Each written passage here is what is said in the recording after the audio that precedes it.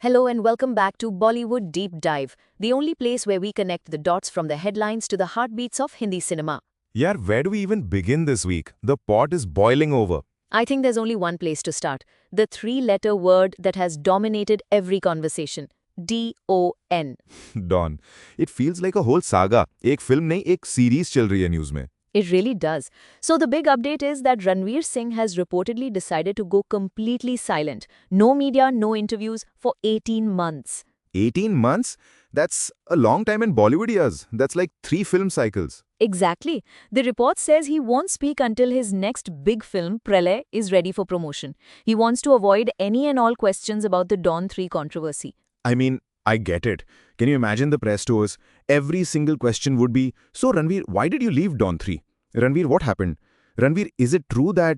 It would be relentless, and it puts him in an impossible position. He can't really give the full story, can he? It's a major studio, a massive franchise. True, anything he says will be dissected a million ways. So maybe a strategic retreat is the only move. Let the work speak, as they say. But 18 months of silence from Ranveer Singh.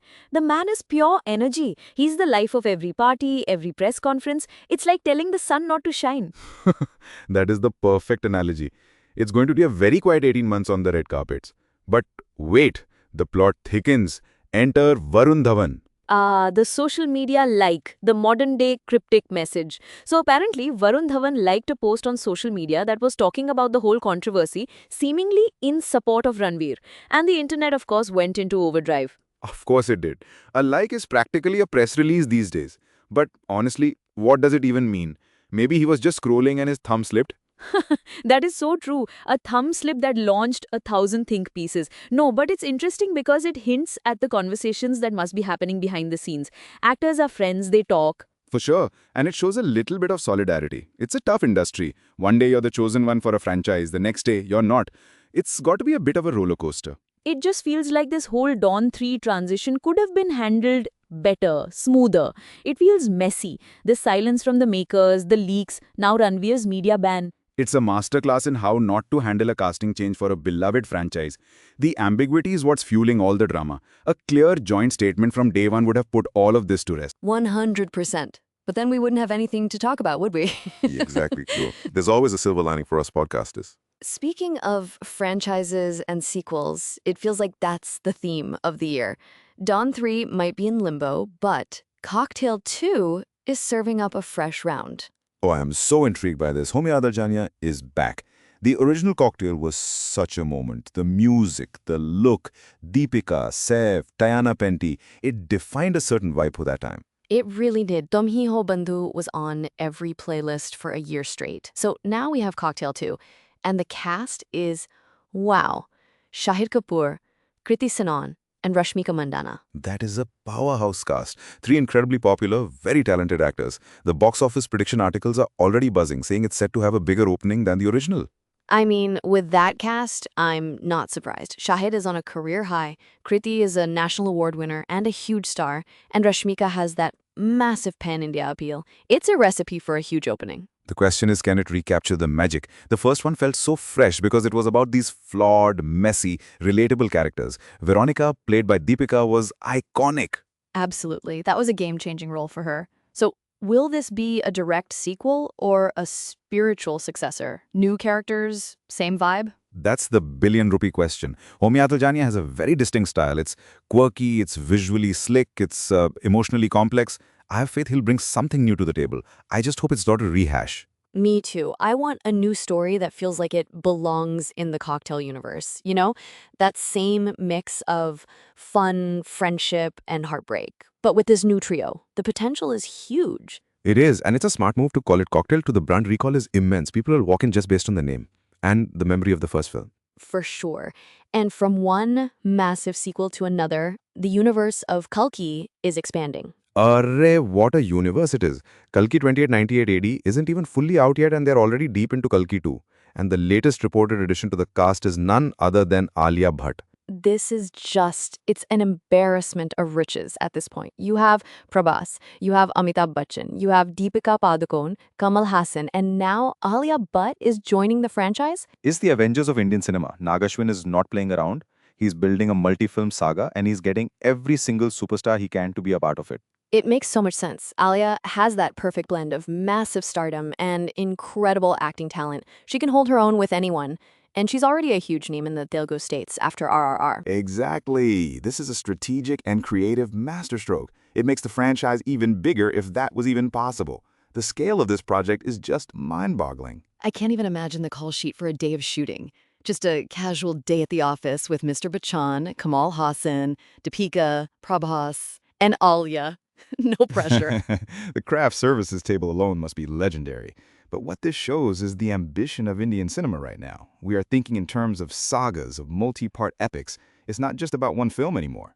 And speaking of long-awaited sequels, Rajkumar Hirani just gave us the confirmation we've all been waiting for years. Don't say it. Don't say it. 3 Idiots 2 is officially in the works. Ah, finally. All is well. All is well. It is. Hirani confirmed it. He said they have a story. It's set 20 years later, and Amir has even read an early draft. 20 years later. Wow. So we're going to see where Rancho, Raju, and Farhan are in their 40s or 50s. This is incredible. He also clarified that there's no 4th idiot joining, which was a rumor going around. It's about the original trio. I am so ridiculously excited for this. 3 Idiots is more than a film. It's a cultural touchstone. It changed conversations around education in this country. The characters are legendary. I have so much faith in Hirani. If he says he has a story worth telling, I believe him. He's not someone who makes a sequel for the sake of it. Never. His track record is impeccable. This is going to be an event, a massive, massive cultural event when it finally comes out. Can you imagine the pressure, though, to live up to the original? The pressure is immense, but if anyone can do it, it's that team. Amir, Hirani, Abhijat Joshi, that's a golden combination. I'm already getting goosebumps thinking about it. Okay, from the good news of Amir's sequel, let's pivot to some more complicated news from the Khandan, specifically Salman Khan. Yes, this one is layered. There's a film being made called Kala Hiran Battle of Legacy. And the title alone is, shall we say, evocative. It directly references the Black Buck case that Salman Khan was involved in for years. To put it mildly. So Salman's legal team has reportedly sent a notice to the filmmakers over alleged similarities between the lead character and Salman himself. The director, Bharat S. Rimanli, has fired back. And his quote was something else. He said, Salman Khan isn't God, he can't stop me. That is a bold statement. It's very bold. The makers are claiming the film is based on the Bishnoi community and their reverence for the Black Buck and not on Salman Khan. But the timing, the title, the reported character sketch, it's hard not to see the connection they're inviting. It feels a little provocative, doesn't it? Like they're courting the controversy for publicity. It's a tricky line to walk. You have artistic freedom on one hand, and what could be seen as defamation or cashing in on someone's legal troubles on the other. Exactly. And this whole situation gets even more complex when you layer in the other news this week involving Salman Khan, Gippy Graval's interview. Right. The Punjabi superstar Gippy Graval spoke again about the shocking incident where shots were fired outside his home in Canada. And he clarified his connection, or lack thereof, to Salman. He said something like, I wasn't even close to Salman Khan. He'd met him maybe twice, once on the Big Boss set. The whole issue stemmed from a picture of them together that went viral. It's terrifying. It shows how these gang-related threats, which have been targeting Salman, can spill over and affect people who are only tangentially connected, just because of a photograph. It's a really scary situation, and it puts into perspective the kind of security threats these stars face. It's not just about crazed fans, it's a whole other level of danger. It makes you understand why their security is so intense. Absolutely. It's a sobering reminder of the world they navigate. On a much, much more positive note, let's talk about Amir Khan's next production. Yes, please, a palate cleanser. This is a wonderful story. Amir Khan Productions is reportedly producing a documentary on the life of our president, Draupadi Murmu. I love this. What an incredible story her life is.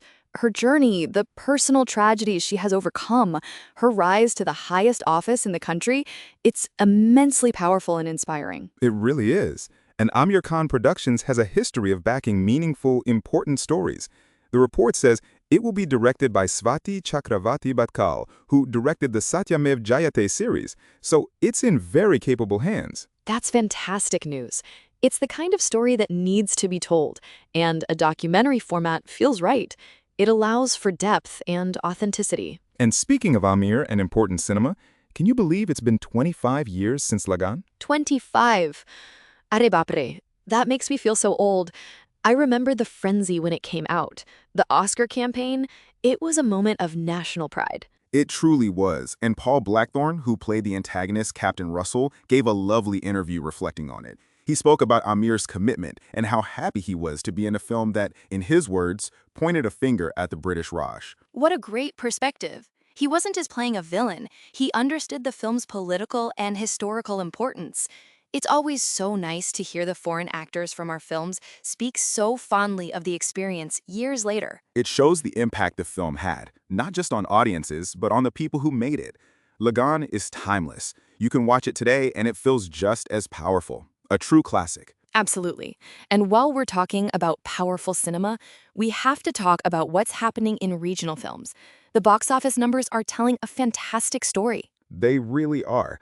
Let's start with Marathi cinema, which is just on a roll. Tambadachi Manjula, starring the brilliant Sai Tamhankar, has wrapped up 2 weeks and is a huge hit. It's her biggest post-COVID grosser. The article I read said its collections are 57% higher than another recent hit, Gulkand. That's not a small jump. Not at all. It shows that a good story with a beloved star can create magic. And it's not the only one. Deol Bantu has completed 4 weeks in theaters. And the profit margins are insane. The report says it's close to touching 600% in profits. 600%. That's the dream number for any producer. It proves, yet again, that you don't need a 500 crore budget to have a 500 crore success story, metaphorically speaking. Content is, and always will be, king. It's so heartening to see. It shows the health of the industry is not just dependent on the big Hindi blockbusters. There is a thriving, profitable, and creatively rich ecosystem in regional cinema that is connecting deeply with its audience. And the audience is rewarding them for it by showing up. It's a beautiful cycle. It encourages more filmmakers to tell unique, rooted stories. Definitely. And speaking of box office, a few other interesting tidbits.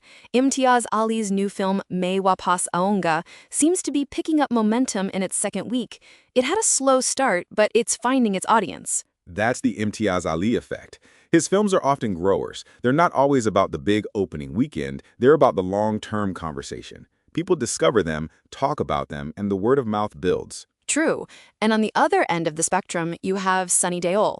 There's a piece speculating if his upcoming film, Batwara 1947, can help him overtake Vicky Kaushal in the star rankings.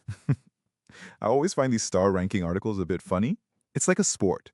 But a Sunny Deol film set around the partition, releasing on Independence Day weekend, that has massive box office potential written all over it. Oh, absolutely. After the historic success of Gadar 2, the audience is ready for that classic Sunny Deol patriotic action drama. It's his signature genre. Okay, let's shift from the box office battlefield to some very glamorous global news. Priyanka Chopra Jonas is collaborating with Angelina Jolie. Kya baat hai? That's a headline. Two of the biggest female stars on the planet working together? We don't have many details yet, but just the announcement is major. It's huge. Priyanka has carved such a unique path for herself, from Bollywood superstar to a global icon who is now producing and starring alongside Hollywood royalty. It's incredible to watch. She also mentioned her role in Rajamouli's upcoming film Varanasi, so she's balancing Hollywood and Indian projects perfectly. Truly the best of both worlds. She makes it look so easy, but the amount of work and hustle that goes into that is unimaginable. For sure. And another collaboration I'm very excited about is for Meghna Gulzar's next film, Daira. It's starring Kareena Kapoor Khan and Prithviraj Sukumaran. Ooh, that is an interesting pairing. Prithviraj is a phenomenal actor, and seeing him opposite Kareena, directed by Meghna Gulzar, this sounds like a very intense, performance-driven film. Meghna Gulzar doesn't make frivolous films. Talwar, Razi, Chapak, she tackles serious, important subjects with such nuance. And this is her third film with Jungli Pictures, who have a great track record. Mark your calendars, September 18th, 2026. Noted. That's one to watch for sure. From serious cinema to some lighthearted banter. Did you see the clip of Akshay Kumar and Farah Khan? I did. It was hilarious. They were reminiscing about their early days, and Akshay was talking about how Farah used to compete in dance competitions for like 5,000 rupees. It's so funny to imagine Farah Khan, the legendary choreographer, in a local dance-off, and then he jokingly called her vulgar for how she choreographed a fight scene for him in Om Shanti Om, where he had to have his shirt open and be all oiled up. That was so funny. Their friendship is so genuine. You can see they go way back. It's these little moments that are so endearing. It is. It reminds you that behind the superstardom, they're just people who've known each other for decades and can still pull each other's leg. It's very sweet. Very. And speaking of industry families, Salman Khan's nephew, Ayan Agnihotri, made his playback debut. Yes, for the Bobby Deol film Bandar, and he had this sweet quote about how his dad and Bobby Deol were friends in college. It's such a small world. It really is. Everyone is connected somehow. It's nice to see the next generation coming up and with the blessings of the older generation. He sang the song Come On Baby. With a title like that, it's got to be a fun track. Good for him. It's tough to make your own mark when you come from a famous family. So all the best to him. Okay, a couple of slightly more serious stories to round things out. There was an unfortunate update in the Pushpa 2 Stampede case. Right. A court in Nampalli has summoned Allu Arjun and 18 others to appear in person in connection with the stampede that happened at a promotional event. It's a reminder of the responsibility that comes with such massive stardom. Fan events need to be managed with extreme care because the crowds can become overwhelming very quickly. Absolutely. Safety has to be the #1 priority. Hopefully, this leads to better protocols for everyone in the future. And finally, a bit of a weird one. Barun Sobti made a rare appearance with his wife on Farah Khan's blog, and it sparked health concerns among his fans. Yeah, I saw some comments. People were saying he was speaking strangely and seemed unwell. You know, fans are very observant. They are, and they care. I hope it's nothing and he's perfectly fine. It's also possible he was just tired or having an off day. It's tough being under the microscope all the time. It really is. Every little thing is analyzed. But you're right. Let's just hope he's healthy and happy. He's a fantastic actor, and it's always good to see him. Agreed. Wow, what a week. From media blackouts and legal notices to blockbuster sequels and international collaborations. It's the full Bollywood masala mix. There's never a dull moment. We've had drama, comedy, action, and a whole lot of box office math. Kakil. And a reminder that while the big Hindi films make the national headlines, the real power might just be in the regional stories that are quietly breaking records. 100%. It's a vibrant, chaotic, and ever-evolving industry. And we love trying to make sense of it all. We do. And on that note, I think that's all we have time for this week. Headline से heartbeats तक आप सुन रहे थे Bollywood deep dive from indiareview.com. कहानियों के बीच फिर मुलाकात होगी. नमस्कार.